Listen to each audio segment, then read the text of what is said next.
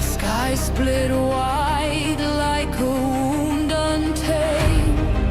Shadows crawl where the sunlight shamed. A whisper roared, a promise cracked. The earth stood still as the heavens attacked.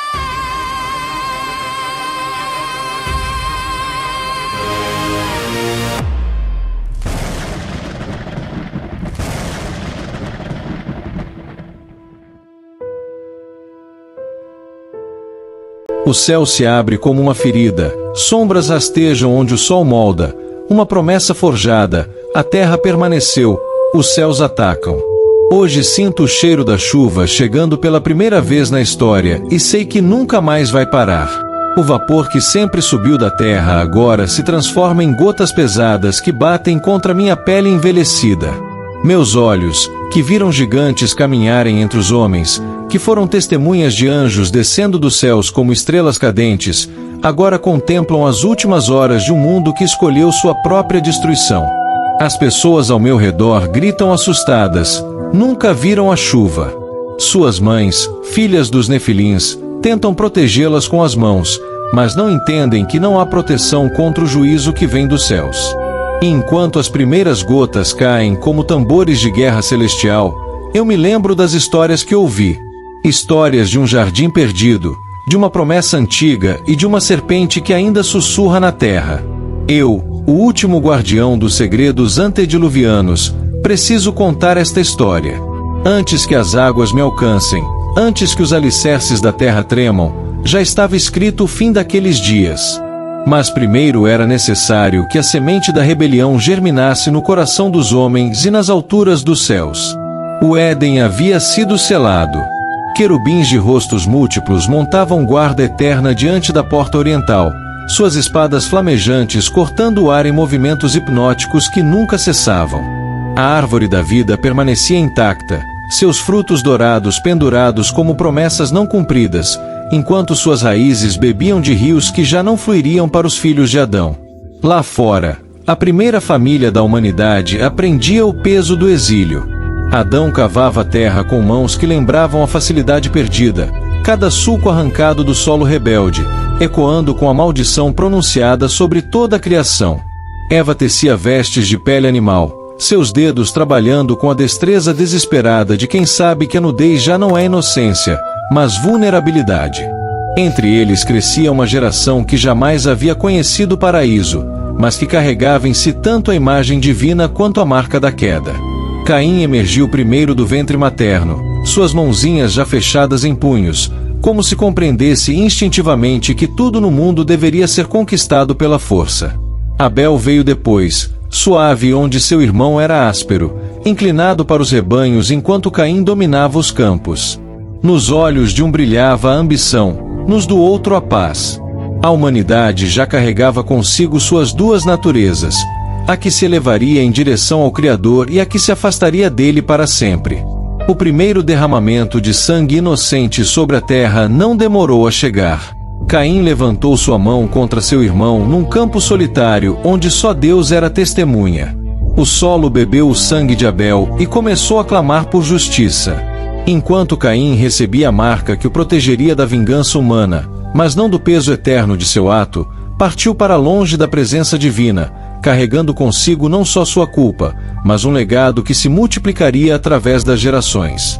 A leste do Éden, Caim edificou a primeira cidade e deu-lhe o nome de seu filho Enoque. Não o Enoque que andaria com Deus, mas outro que emprestaria seu nome a uma civilização fundada na fuga da presença divina.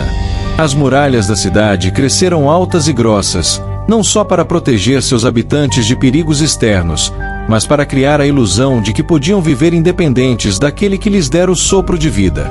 Enquanto isso, Adão e Eva geraram um terceiro filho.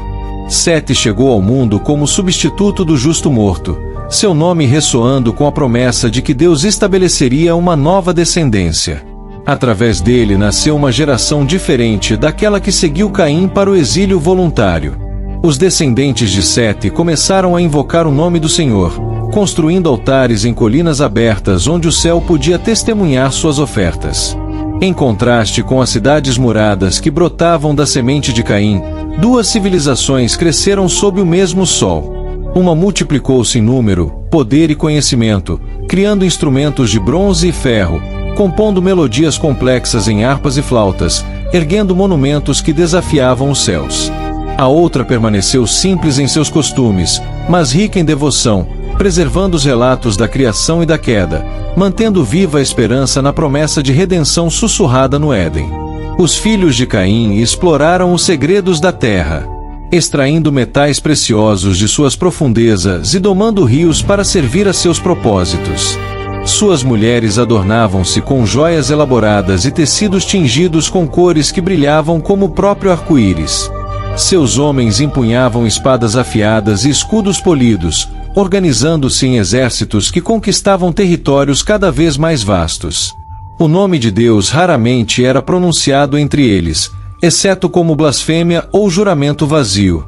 Em vez disso, os filhos de Sete cultivavam a memória, transmitiam de pai para filhos relatos sagrados, como o mundo fora formado pela palavra divina, como o homem receberá o sopro da vida, como a serpente seduzira Eva, como a promessa de um redentor foi pronunciada mesmo no momento da expulsão.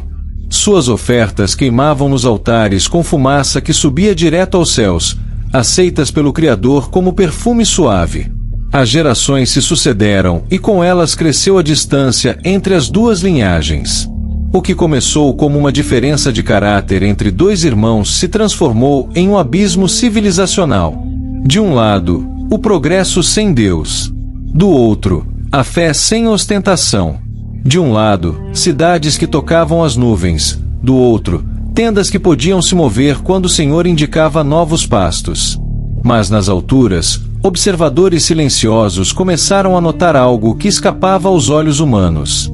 A beleza das filhas dos homens, de ambas as linhagens, crescia com cada geração, como se a própria natureza conspirasse para criar uma tentação que nenhuma criatura terrestre ou celestial poderia ignorar para sempre.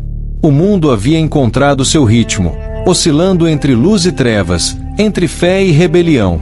Ainda não sabia que seu destino seria decidido não só pelas escolhas dos homens, mas por desejos que nasceriam em corações que nunca deveriam ter conhecido a cobiça. A herança do Éden estava lançada, duas sementes crescendo lado a lado, aguardando o momento em que uma nova força desceria dos céus para alterar para sempre o curso da história humana. O tempo fluía como um rio caudaloso, carregando gerações inteiras em sua corrente. 10 gerações haviam nascido e morrido desde que o primeiro homem pisou fora do Éden, cada uma deixando sua marca na terra, que se estendia cada vez mais longe das portas seladas do paraíso perdido. Entre os descendentes de Sete nasceu um homem diferente de todos os outros. Enoque invocava o nome do Senhor. Ele andava com Deus como poucos mortais se atreveram a fazer desde a queda. Seus passos pelos vales e colinas eram acompanhados por uma presença que outros só vislumbravam em sonhos ou visões. Onde ele andava, a própria atmosfera parecia se purificar, como se o ar carregasse ecos distantes do Éden. Mas Enoque guardava para si o conhecimento que recebia em suas comunhões celestiais. Suas palavras cortavam os corações dos homens como espadas de 2 gumes, revelando verdades sobre o futuro que poucos queriam ouvir. Ele falava de um juízo vindouro, de águas que submergiriam a terra, de uma geração que seria varrida por sua própria corrupção. Suas profecias ressoavam pelas tribos como trovões distantes de uma tempestade que ainda não havia chegado. Os ímpios zombavam de suas palavras, mas os justos tremiam. Enoque descrevia com detalhes impressionantes coisas que nenhum olho humano havia visto. Tribunais celestiais onde anjos eram julgados, prisões preparadas nas profundezas da terra, livros escritos antes da fundação do mundo que continham os nomes daqueles que permaneceriam fiéis até o fim. Seus relatos não eram fantasias de um sonhador, mas revelações de quem havia sido admitido nos conselhos do Altíssimo. Durante 300 anos, Enoque serviu como ponte entre o céu e a terra, traduzindo para a linguagem humana mistérios que transcendiam a compreensão mortal. Então, numa manhã comum que se tornaria extraordinária, Ele simplesmente não estava mais lá. Não morreu como outros homens. Ele foi tomado, arrebatado, transportado para além do véu que separava o mundo visível do invisível. Sua partida sobrenatural enviou ondas de reverência e temor através de todas as tribos da terra. Enquanto os filhos de Sete choravam a perda de seu profeta e preservavam cuidadosamente suas palavras proféticas, a civilização descendente de Caim alcançava novos níveis de esplendor e corrupção. Jabal havia ensinado aos homens a arte de pastorear grandes rebanhos, organizando vastas migrações sazonais que seguiam as chuvas e os pastos verdes. Jubal havia criado instrumentos musicais que produziam melodias complexas, harmoniosas e sedutoras, capazes de mover os corações humanos a êxtases desconhecidos. Tubal-Caim havia superado todos os seus predecessores na arte da metalurgia. Suas forjas ardiam dia e noite, produzindo não só ferramentas agrícolas, mas armas de guerra de uma perfeição mortal jamais vista. Espadas que cortavam através de armaduras como se fossem tecido, lanças que voavam mais longe e mais certeiras que flechas, escudos que resistiam aos golpes mais poderosos. A guerra, que antes era combate corpo a corpo entre poucos homens valentes, transformará-se numa ciência precisa de destruição em massa. As cidades se multiplicavam como colmeias, cada uma maior e mais impressionante que a anterior. Suas muralhas erguiam-se desafiando não só inimigos terrenos, mas parecendo competir com as próprias nuvens. Torres elevavam-se em espirais vertiginosas, coroadas por observatórios onde homens estudavam o movimento dos astros, buscando desvendar segredos que não lhes pertenciam. Lameque, descendente direto de Caim, personificava o espírito de sua geração. Ele tomou 2 esposas, desafiando abertamente o plano original de Deus para o casamento. Sua arrogância cresceu a ponto de gabar-se publicamente de assassinatos, declarando que se alguém vingasse Caim 7 vezes, a ele seria vingado 77 vezes. Suas palavras ressoavam pelas cidades como um manifesto de autossuficiência absoluta, uma declaração de independência total da autoridade divina. As mulheres da linhagem de Caim desenvolveram artes próprias de sedução e encantamento. Adornavam-se com metais preciosos extraídos das profundezas da terra. Pintavam seus rostos com pigmentos raros que realçavam sua beleza natural de maneiras que chegavam a ser sobrenaturais. Suas vestes eram tecidas com fios tão finos que pareciam feitos de luz sólida, tingidas com cores que mudavam de tonalidade conforme a luz do dia. Mas não era só a beleza física que as distinguia. Elas cultivavam uma graça nos movimentos, uma doçura na voz, uma inteligência aguda que as tornava companheiras fascinantes para qualquer homem. Conheciam segredos de ervas que curavam doenças, preparavam perfumes que permaneciam na pele por semanas, dominavam técnicas de dança que hipnotizavam multidões inteiras. Entre os descendentes de Sete, alguns começaram a observar com crescente interesse o progresso da civilização cainita. A vida simples de pastores e agricultores, embora abençoada pela presença divina, parecia rústica comparada ao esplendor das cidades que brilhavam no horizonte. Jovens da linhagem piedosa começaram a questionar se era necessário viver com tanta simplicidade quando tanta beleza e conhecimento estavam disponíveis a poucos dias de caminho. O contraste entre as 2 civilizações havia alcançado seu ápice. De um lado, poder sem reverência. Do outro, piedade sem força. De um lado, conhecimento sem sabedoria. Do outro, sabedoria sem recursos para implementá-la. O equilíbrio delicado que mantivera o mundo funcionando por 10 gerações começava a pender perigosamente.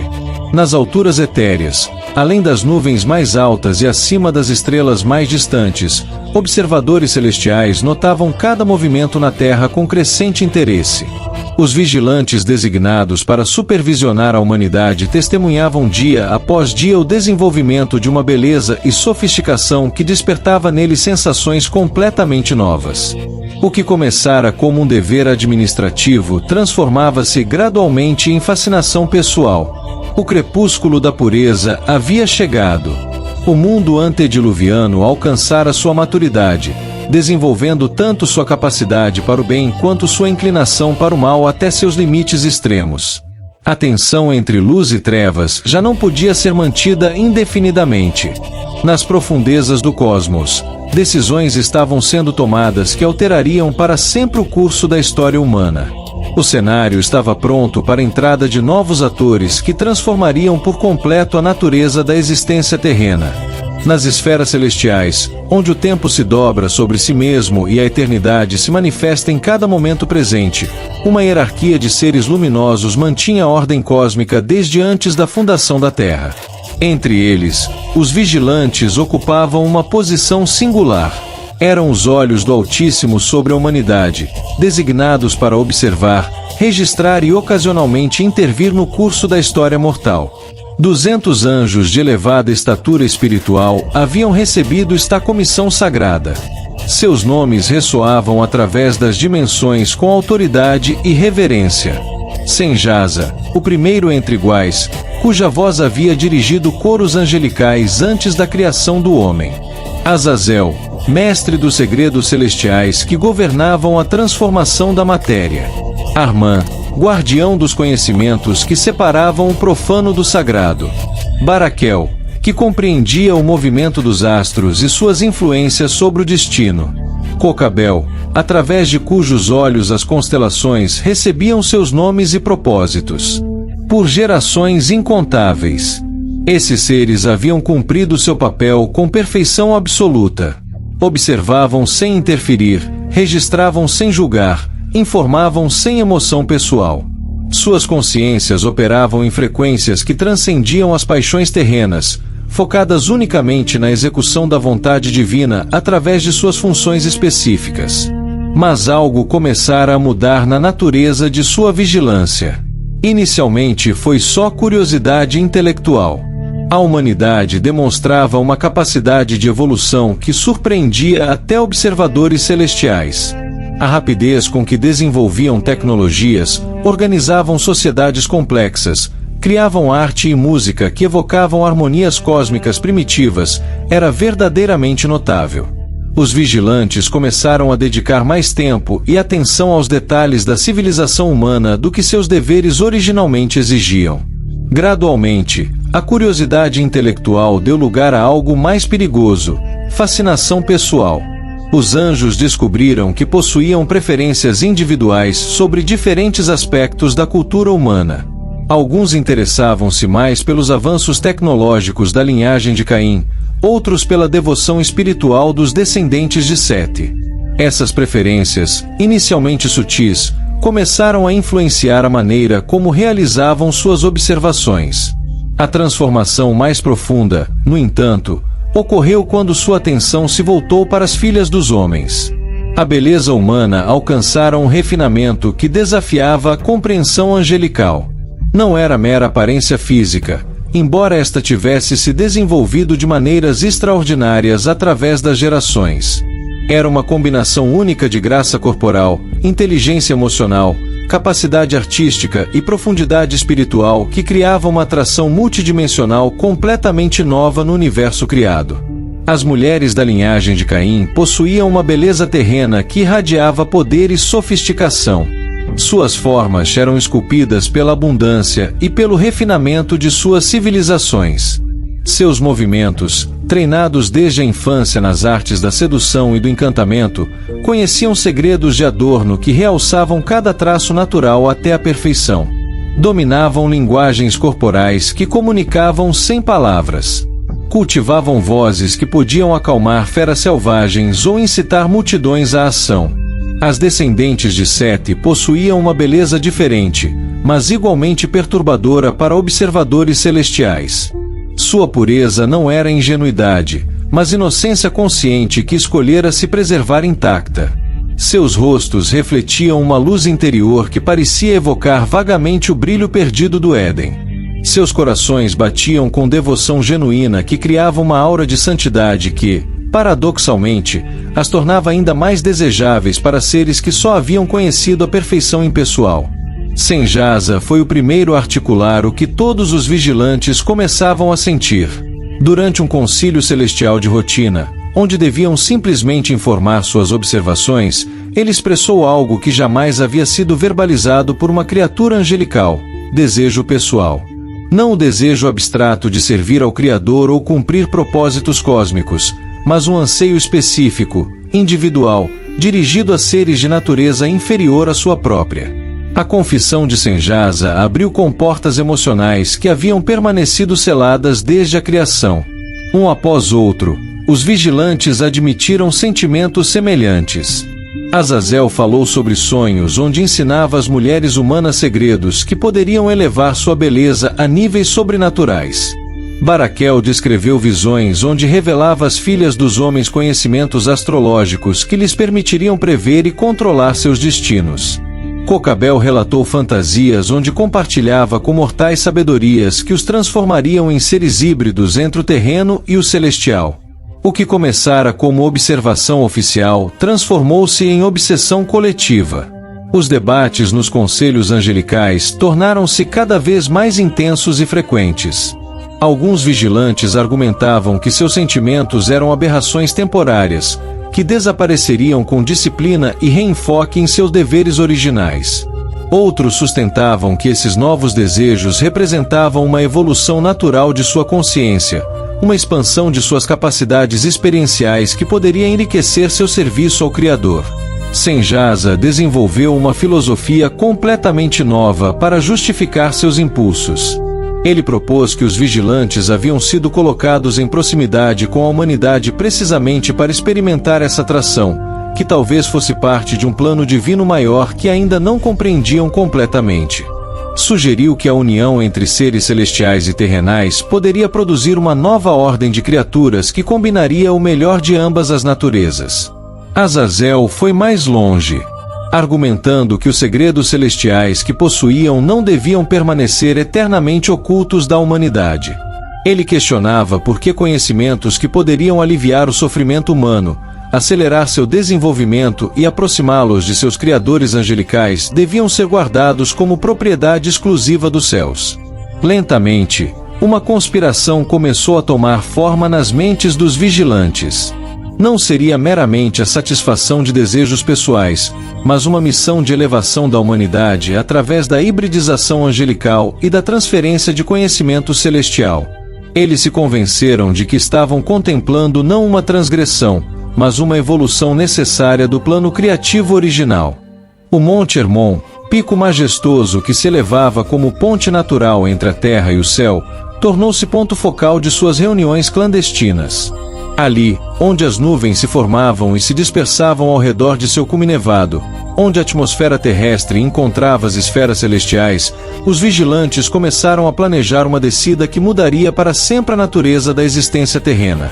Suas conversas já não eram relatórios administrativos, mas sessões de planejamento revolucionário.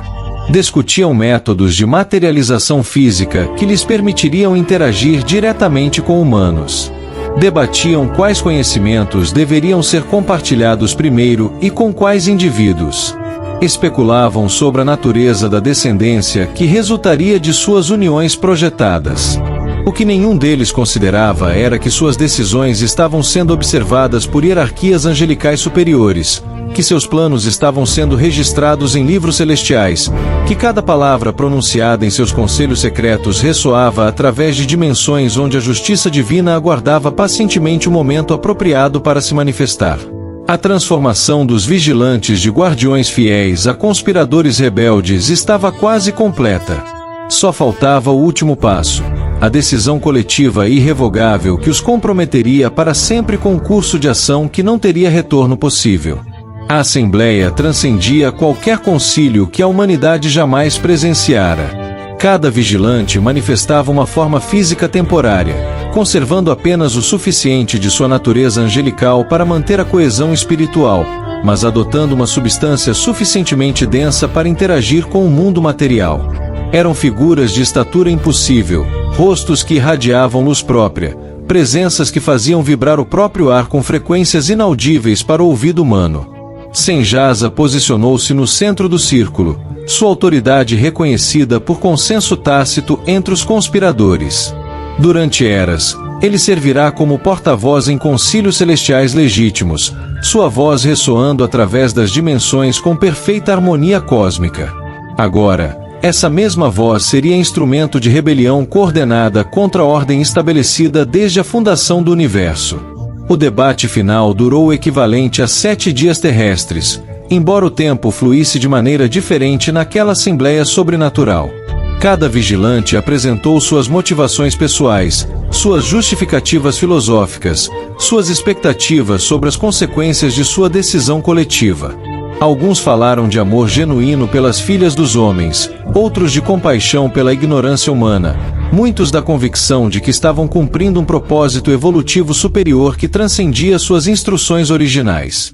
Azazel articulou a sedução do conhecimento proibido com uma eloquência que convencia até os mais indecisos.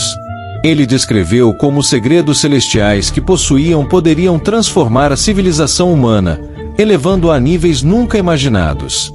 Metalurgia que produziria substâncias mais resistentes que o diamante. Astronomia que revelaria os movimentos futuros dos astros. Medicina que estenderia a vida humana além de seus limites naturais. Artes mágicas que permitiriam o controle sobre os elementos naturais. Barakel complementou com visões de uma humanidade híbrida que combinaria a espiritualidade angelical com a criatividade terrenal, produzindo uma terceira categoria de seres que poderia servir como intermediários permanentes entre o céu e a terra. Ele argumentou que tal desenvolvimento representaria não uma corrupção, mas um refinamento do plano criativo original. As objeções vieram principalmente dos vigilantes mais jovens, aqueles cujas consciências ainda ressoavam claramente com as harmonias dos coros celestiais que haviam abandonado para assumir suas funções terrenas. Eles se lembravam com nitidez das advertências recebidas quando aceitaram suas comissões, sobre as severas consequências prometidas para qualquer forma de interferência não autorizada nos assuntos humanos. Mas suas vozes foram gradualmente silenciadas pela retórica persuasiva dos líderes e pela crescente pressão do grupo. A lógica da rebelião havia sido construída tão meticulosamente, com tantas camadas de justificação aparentemente racional, que resistir a ela começava a parecer não só covarde, mas espiritualmente obtuso. Senjasa propôs então o elemento que selaria seu destino coletivo, um juramento irrevogável que os comprometeria mutuamente, eliminando qualquer possibilidade de retrocesso individual. Eles compreendiam instintivamente que sozinhos, cada um poderia eventualmente reconsiderar sua decisão e retornar à obediência original. Unidos por um voto sagrado, no entanto, estariam ligados uns aos outros numa comunidade de destino que tornaria impossível qualquer volta atrás. O juramento foi formulado com precisão angelical, cada palavra pesada e medida para criar vínculos espirituais irrompíveis. Eles se comprometeram não só a descer juntos, mas a compartilhar igualmente todas as consequências de suas ações, fossem elas gloriosas ou catastróficas. Prometeram lealdade mútua acima de qualquer outro compromisso, incluindo a obediência ao Criador que os havia formado. A cerimônia do pacto transcendia rituais terrenos ou celestiais conhecidos. Cada vigilante contribuiu com uma porção de sua essência angelical para formar um núcleo energético comum que os vincularia para sempre. Este núcleo passou de mão em mão, cada toque selando mais profundamente seu compromisso conjunto, até que todos estivessem irrevogavelmente conectados numa rede de cumplicidade espiritual. Quando o último vigilante tocou o núcleo de energia compartilhada, uma transformação irreversível varreu toda a assembleia. Suas naturezas angelicais começaram a se alterar fundamentalmente. Já não eram mais extensões puras da vontade divina, mas entidades autônomas capazes de decisões independentes e, portanto, capazes de erro e rebelião. A sensação de liberdade que experimentaram foi simultaneamente exaltante e aterradora. Pela primeira vez em sua existência, eles possuíam um verdadeiro livre-arbítrio, capacidade de escolha que não estava pré-determinada por programação celestial. Mas junto com essa liberdade veio o peso esmagador da responsabilidade total por suas decisões e suas consequências. O processo de materialização final começou imediatamente após o juramento. Suas formas espirituais condensaram-se progressivamente, assumindo densidade e solidez que lhes permitiriam interagir completamente com o mundo físico. O processo foi doloroso de maneiras que nenhum ser angelical havia experimentado antes, envolvendo a compressão de consciências multidimensionais em corpos tridimensionais limitados. Mas a dor física empalidecia diante da crescente realização do que haviam perdido. À medida que se materializavam, sua conexão direta com o trono celestial ia sendo cortada progressivamente. As harmonias cósmicas, que haviam sido a trilha sonora constante de suas existências, desvaneceram-se num silêncio ensurdecedor.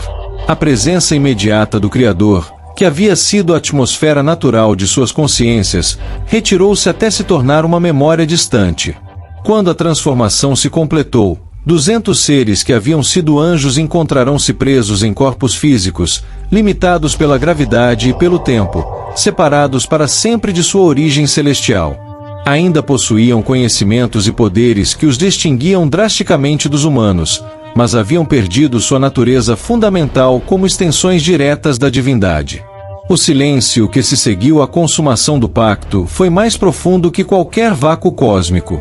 Cada um dos conspiradores compreendeu simultaneamente que haviam cruzado uma linha que não poderia ser cruzada de novo, feito uma escolha que definiria sua existência por toda a eternidade.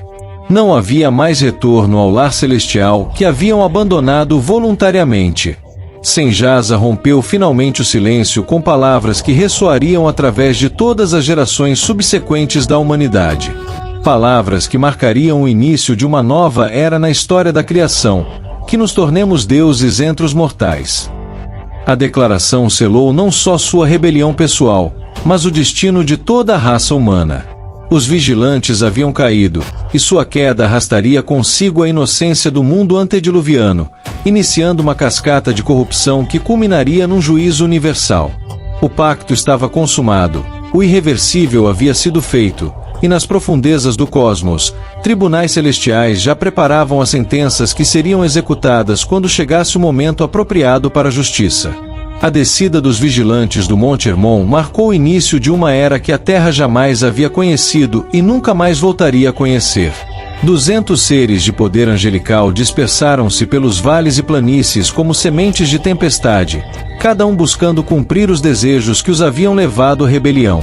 Suas presenças alteraram a própria atmosfera dos lugares por onde passavam, criando uma tensão palpável entre o natural e o sobrenatural. As filhas dos homens não demoraram a notar essas figuras extraordinárias que emergiam das brumas matinais como visões materializadas. Possuíam uma estatura que fazia os guerreiros mais altos parecerem crianças, rostos esculpidos com uma perfeição que transcendia qualquer padrão humano de beleza, vozes que ressoavam com harmonias que faziam os corações baterem em ritmos desconhecidos. Quando falavam, suas palavras carregavam uma autoridade que compelia a uma obediência instintiva. Quando sorriam, irradiavam um carisma que dissolvia qualquer resistência. Entre as descendentes de Caim, os vigilantes encontraram mulheres que já conheciam artes de sedução e encantamento, mas que se descobriram completamente subjugadas pela presença desses seres superiores. Suas sofisticações terrenas empalideciam diante da majestade angelical materializada. Rainhas e princesas que governavam cidades inteiras submeteram-se voluntariamente a esses novos senhores, abandonando tronos e palácios para seguir os vigilantes aonde quer que escolhessem estabelecer residência. As filhas de Sete experimentaram uma transformação ainda mais radical. Sua pureza original não as protegeu da atração irresistível que emanava dos anjos caídos, mas intensificou o contraste entre sua inocência preservada e a corrupção que estava sendo introduzida em suas vidas.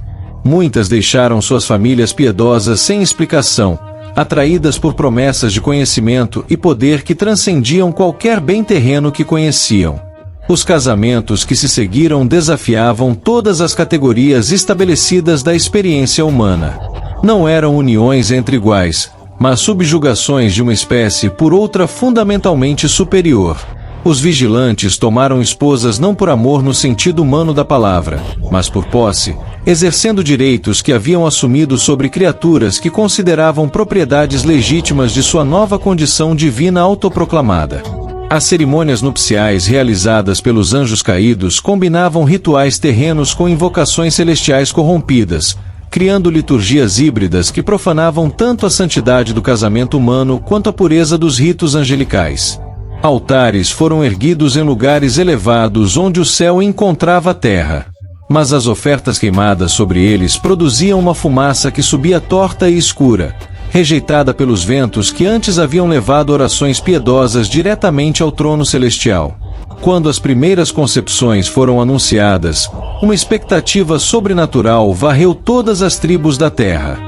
Até aqueles que não compreendiam completamente a natureza dos eventos que testemunhavam percebiam instintivamente que algo sem precedentes estava sendo gestado nos ventres das mulheres escolhidas pelos vigilantes. As gestações duraram períodos anormais, algumas estendendo-se muito além dos 9 meses humanos, outras acelerando-se de maneiras que desafiavam a natureza. As mães experimentaram transformações físicas que as preparavam para dar à luz criaturas de dimensões impossíveis para o corpo humano comum. Suas estruturas ósseas se expandiram, suas capacidades musculares se multiplicaram, suas resistências físicas aumentaram para suportar o peso e a pressão de fetos que cresciam muito além de qualquer parâmetro normal. Muitas desenvolveram apetites vorazes por carnes cruas e substâncias metálicas, como se seus corpos compreendessem instintivamente que estavam nutrindo seres de necessidades completamente diferentes das humanas. Quando chegaram os primeiros nascimentos, parteiras experientes que haviam assistido centenas de partos encontrarão-se completamente despreparadas para o que presenciaram. As crianças emergiam dos ventres maternos com tamanhos que correspondiam a humanos adultos, mas eram apenas recém-nascidos de uma nova categoria de ser. Seus gritos ressoavam com frequências que faziam os animais fugirem aterrorizados e faziam a terra literalmente tremer sob os lugares onde nasciam. Os Nefilins chegaram ao mundo como senhores natos da criação. Seus corpos combinavam a densidade física terrena com a potência espiritual angelical, resultando em estruturas que podiam exercer força comparável a 10 ou 20 homens normais desde seus primeiros dias de vida. Suas mentes se desenvolviam com velocidade espantosa, absorvendo conhecimentos e habilidades numa fração do tempo que os humanos comuns requeriam para dominá-los.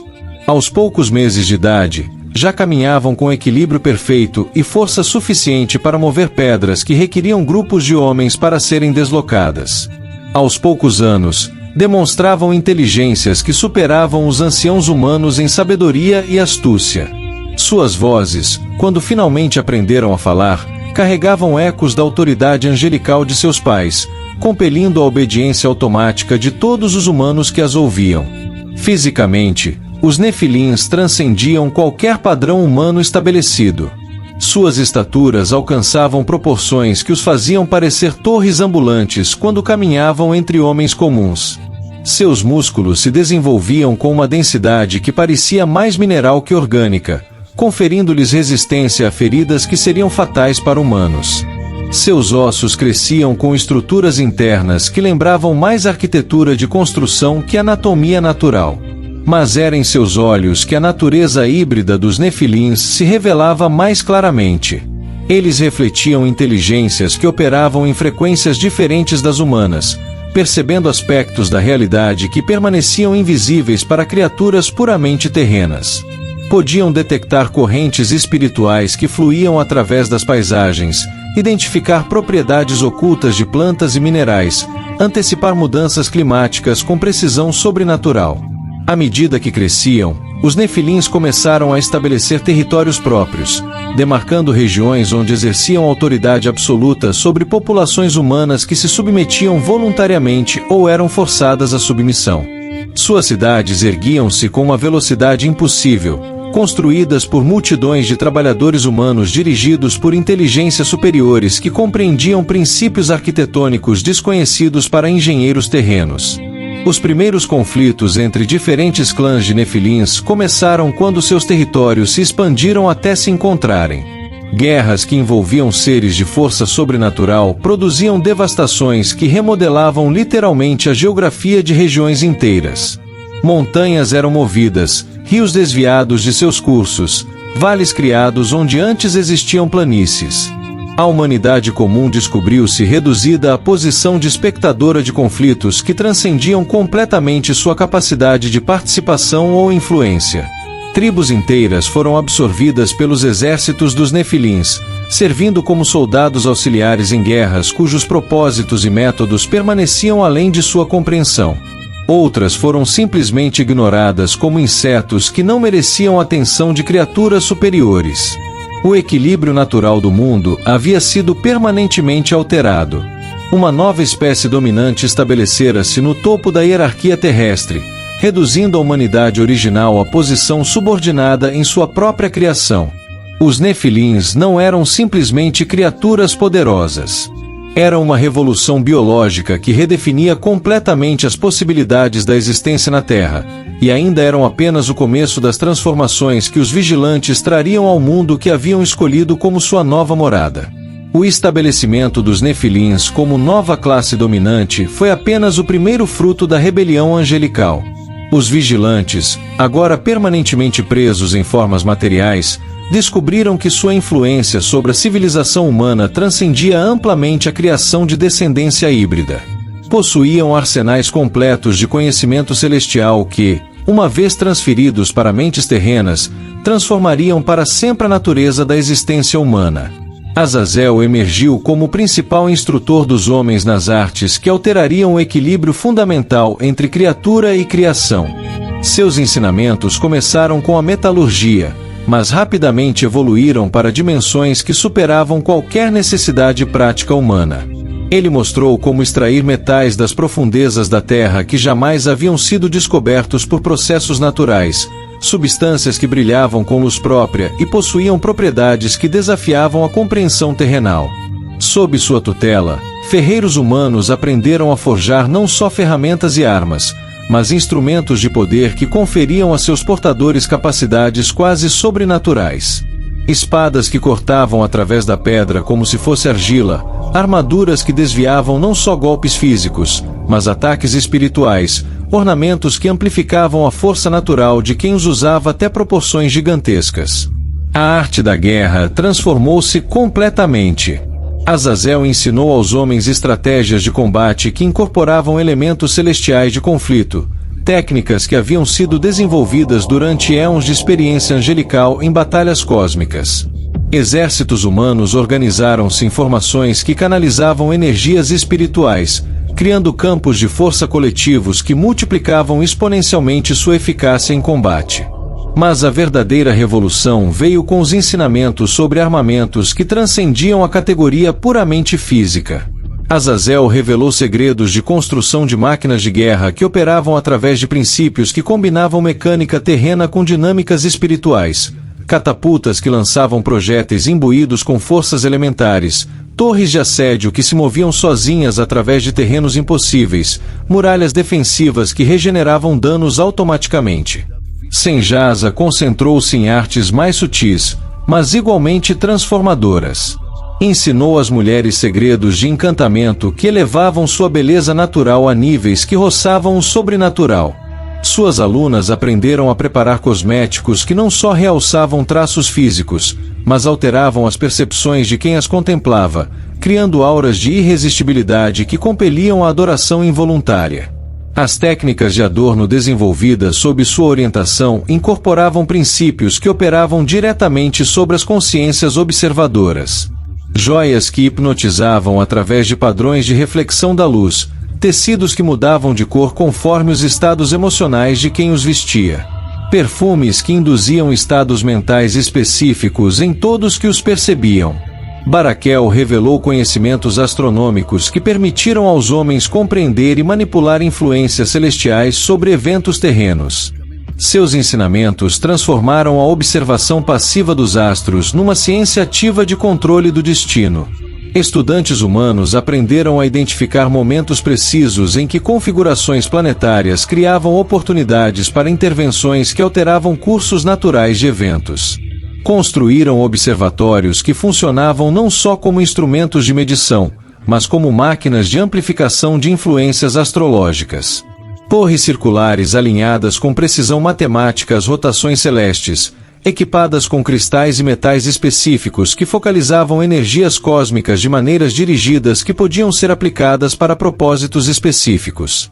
Cocabel compartilhou segredos de comunicação que transcendiam as limitações físicas do espaço e do tempo.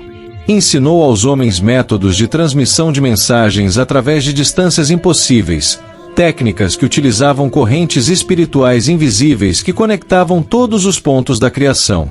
Suas lições permitiram o estabelecimento de redes de informação que operavam instantaneamente através de continentes inteiros.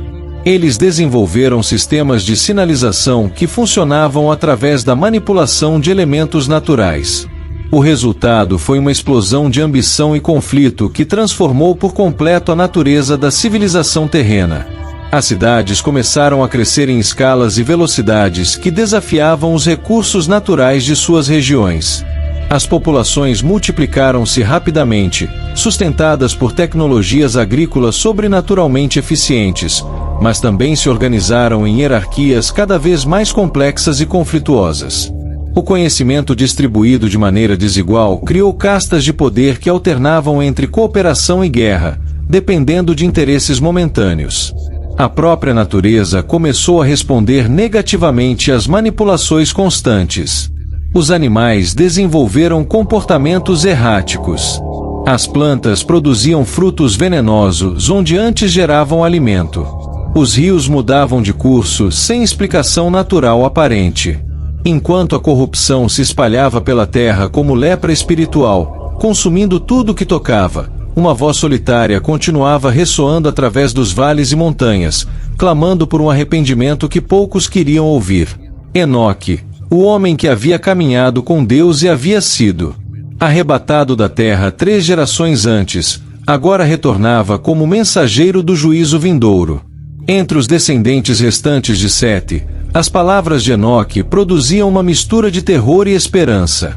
4 arcanjos receberam comissões que alterariam para sempre a natureza da realidade espiritual na Terra. Miguel emergiu dos conselhos celestiais, equipado com uma autoridade que não conhecia limitações terrenas nem resistência angelical. Sua missão transcendia o combate convencional entre forças opostas. Envolvia a subjugação de seres que haviam sido seus iguais em poder e dignidade antes de escolherem a rebelião. Os vigilantes caídos não seriam meramente derrotados, mas capturados vivos para experimentar uma prisão eterna que começaria imediatamente e se estenderia até os juízos finais de toda a criação. As prisões preparadas para os rebeldes desafiavam qualquer conceito humano de confinamento. Eram abismos dimensionais criados especificamente para cada vigilante individual, calibrados com precisão para suas naturezas específicas e crimes particulares. Azazel seria confinado em trevas que jamais conheceriam luz, enterrado sob montanhas de peso infinito que pressionariam sua consciência sem destruí-la. Senjaza enfrentaria um isolamento absoluto de qualquer presença consciente, experimentando uma solidão que se intensificaria eternamente, sem oferecer escape através da loucura ou da inconsciência. A operação de captura iniciou-se. Simultaneamente em todos os pontos da Terra onde os vigilantes haviam estabelecido residências ou centros de poder. Miguel manifestou-se primeiro diante de Azazel, que presidia uma cerimônia de iniciação onde humanos recebiam conhecimentos metalúrgicos que lhes permitiriam forjar armas capazes de ferir anjos. O instrutor supremo dos segredos proibidos encontrou-se subitamente incapaz de se mover.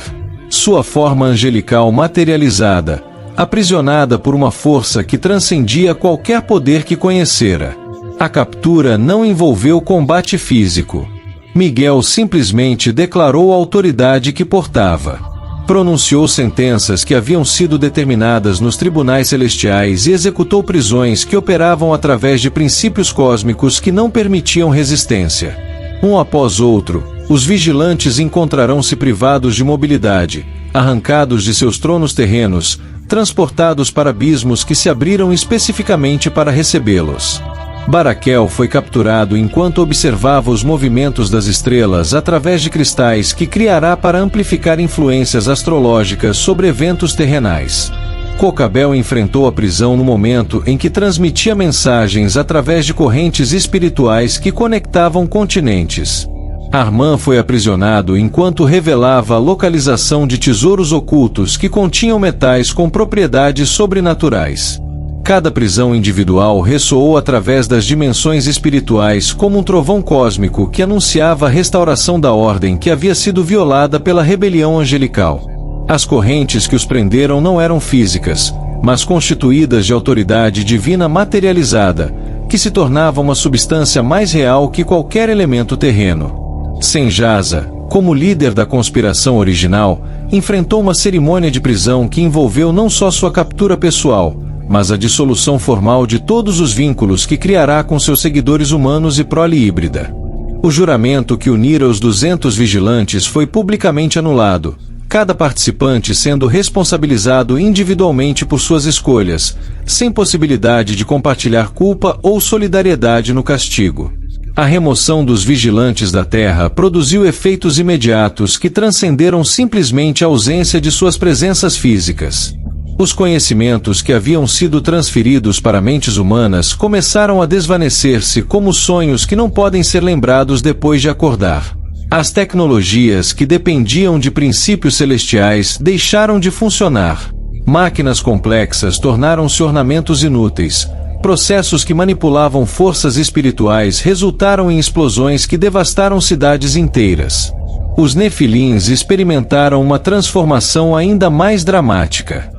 Privados das presenças angelicais que haviam sido fontes constantes de poder espiritual, descobriram que suas capacidades sobrenaturais começaram a diminuir gradualmente. Sua força física permaneceu impressionante pelos padrões humanos, mas perderam habilidades que os haviam distinguido como criaturas fundamentalmente superiores à humanidade comum. Mais significativo foi o impacto sobre suas longevidades. Os gigantes haviam desfrutado de uma vitalidade que parecia estender-se indefinidamente, mas a prisão de seus pais angelicais introduziu mortalidade em suas naturezas híbridas. Pela primeira vez desde seus nascimentos, os Nefilins começaram a envelhecer, experimentando deterioração física que culminaria inevitavelmente em morte. As primeiras mortes de Nefilins criaram um fenômeno completamente novo na história da criação. Suas naturezas híbridas impediram que seguissem padrões normais de dissolução após a morte física. Em vez de simplesmente cessar sua existência ou ascender a dimensões espirituais como os anjos, seus espíritos permaneceram presos na esfera terrena como entidades desencarnadas que retinham consciência, memória e malícia, mas estavam privadas de corpos através dos quais pudessem exercer influência direta sobre o mundo material. Esses espíritos desencarnados tornaram-se os primeiros demônios, criando uma categoria completamente nova de ser espiritual que não existira antes da rebelião angelical. Ao contrário dos anjos caídos, que mantinham naturezas fundamentalmente angelicais apesar de sua corrupção, ou dos humanos mortos que transcendiam limitações terrenais, os demônios eram híbridos espirituais que combinavam conhecimento celestial com obsessão terrena, de maneiras que os tornavam inimigos únicos de tudo que representava ordem e retidão.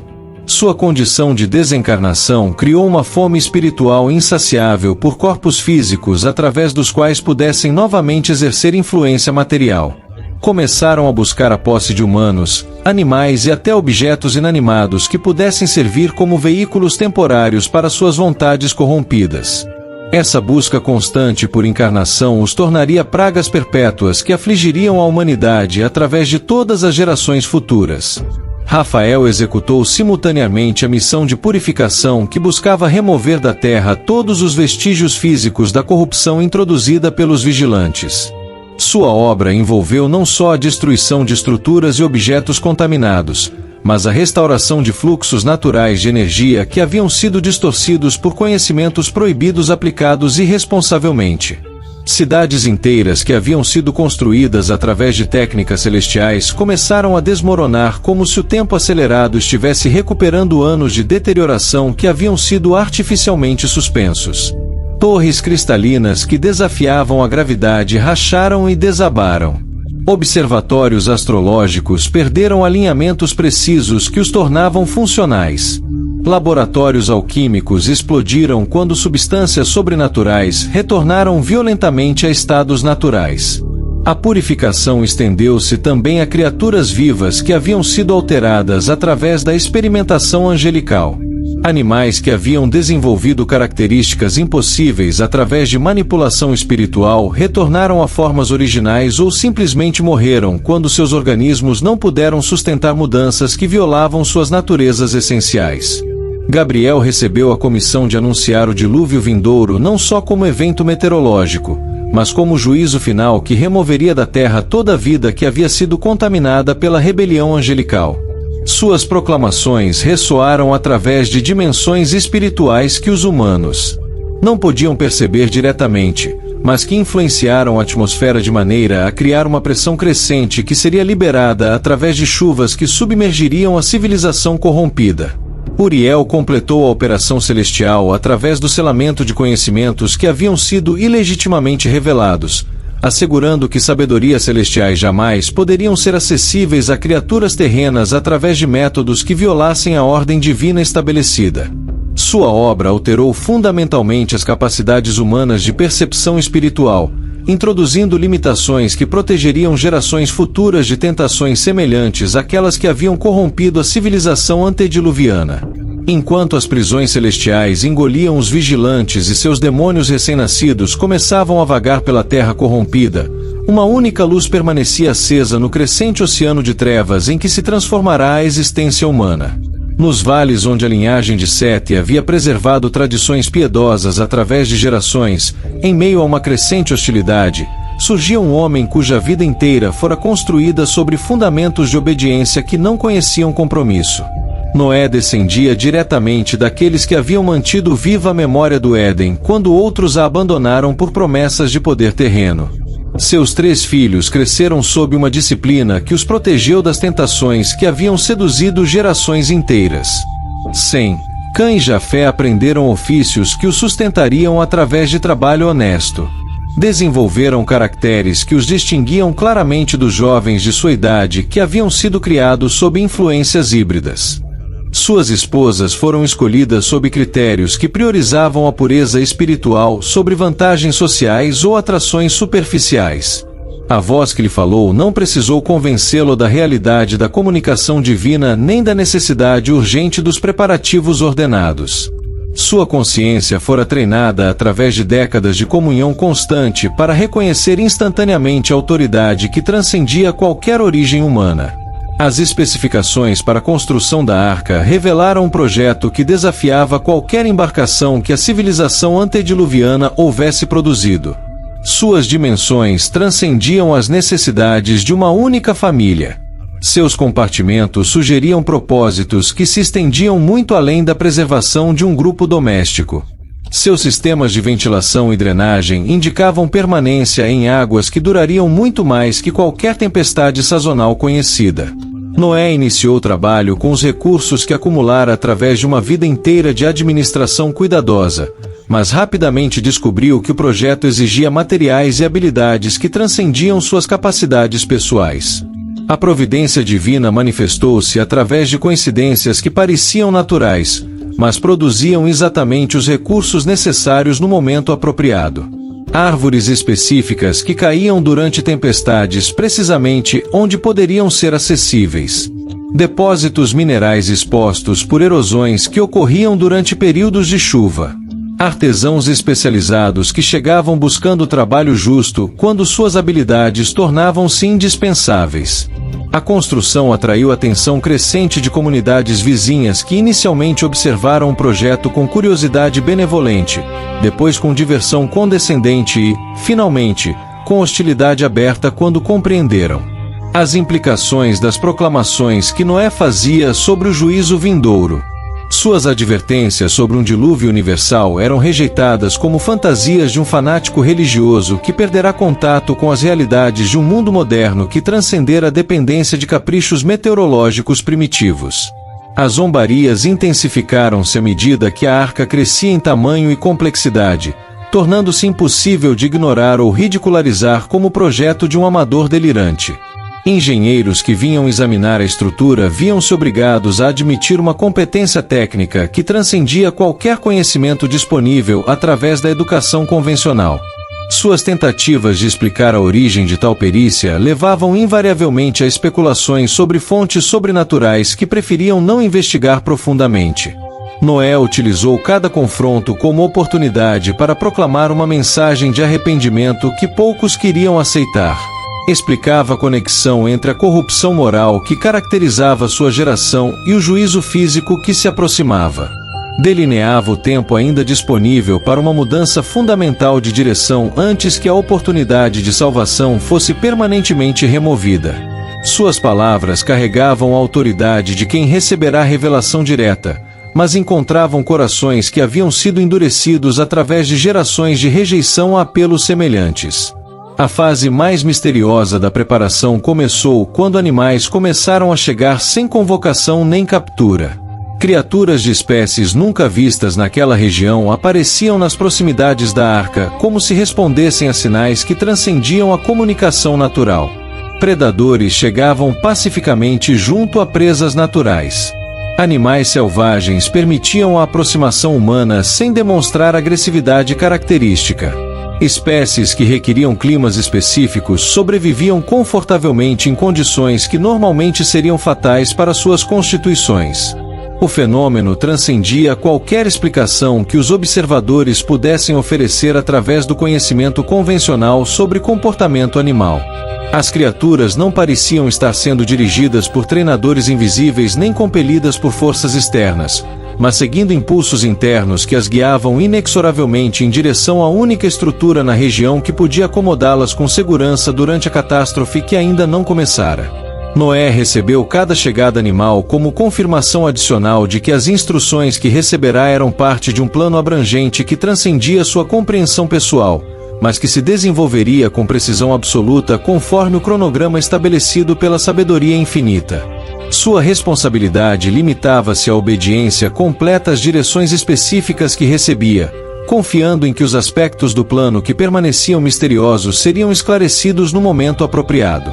Quando a família finalmente embarcou na estrutura que consumira décadas de preparação, levaram consigo não só os suprimentos físicos necessários para a sobrevivência durante um período indefinido de isolamento, mas também a responsabilidade de preservar através das águas purificadoras tudo o que representava o melhor da civilização humana antes de sua corrupção pelos vigilantes. A porta da arca fechou-se não por esforço humano, mas por uma autoridade que operava além da capacidade mortal de interferir. As primeiras gotas caíram ao meio-dia exato, descendo dos céus com um peso específico que transcendia a água comum. Cada gota carregava uma densidade espiritual que a tornava instrumento ativo de purificação em vez de simples precipitação meteorológica. Onde tocavam a terra corrompida por conhecimentos angelicais, produziam vapores que dissolviam contaminações invisíveis, restaurando o solo a condições originais que existiram antes da transferência de segredos celestiais. No transcurso de uma hora, a precipitação intensificou-se até proporções que desafiaram qualquer tempestade registrada na memória humana. Os céus despejaram volumes de água que pareciam drenar oceanos inteiros suspensos nas alturas, cada torrente dirigida com uma precisão que sugeria propósito consciente em vez de fenômeno natural aleatório.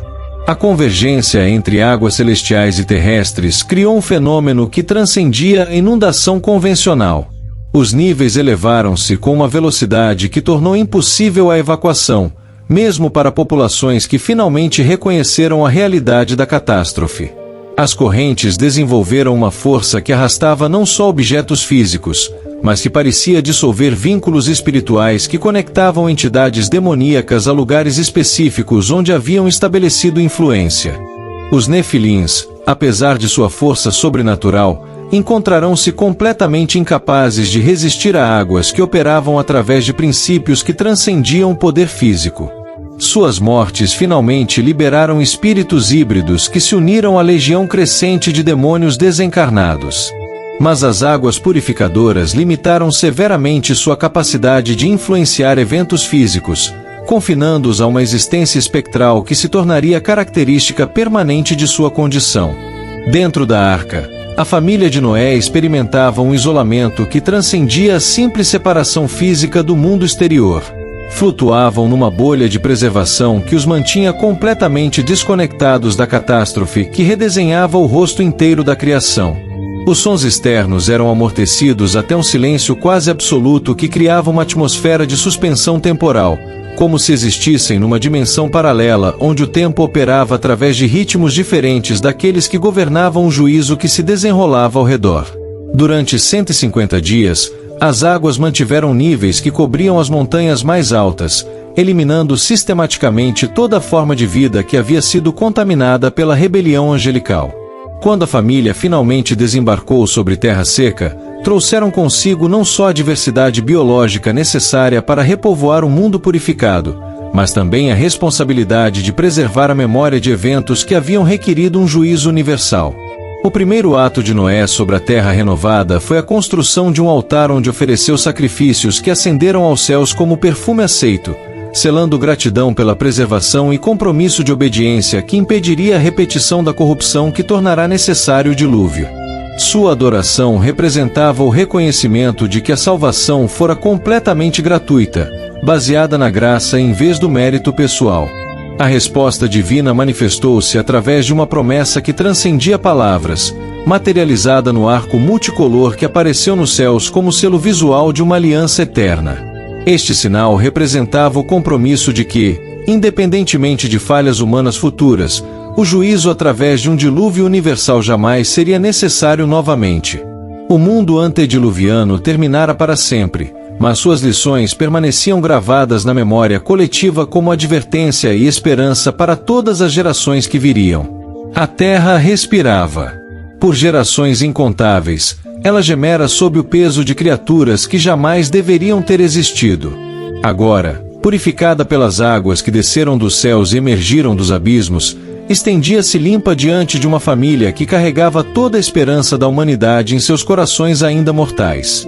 Noé pisou sobre solo que jamais conhecera as pegadas de nefilins. Suas plantas tocaram a terra onde nenhum vigilante ensinara segredos proibidos. O silêncio era absoluto, não o vácuo da morte, mas a quietude da nova criação, esperando ser habitada por criaturas que escolheriam a sabedoria em vez do poder. Mas no horizonte distante, além das águas que ainda retrocediam, uma sombra movia-se. Os demônios não pereceram com a carne de seus pais gigantes.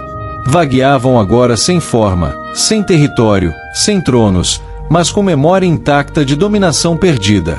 Em dimensões que os olhos purificados não podiam ver, eles sussurravam para gerações que ainda nasceriam, sementes de rebelião que aguardariam o momento justo para germinar novamente.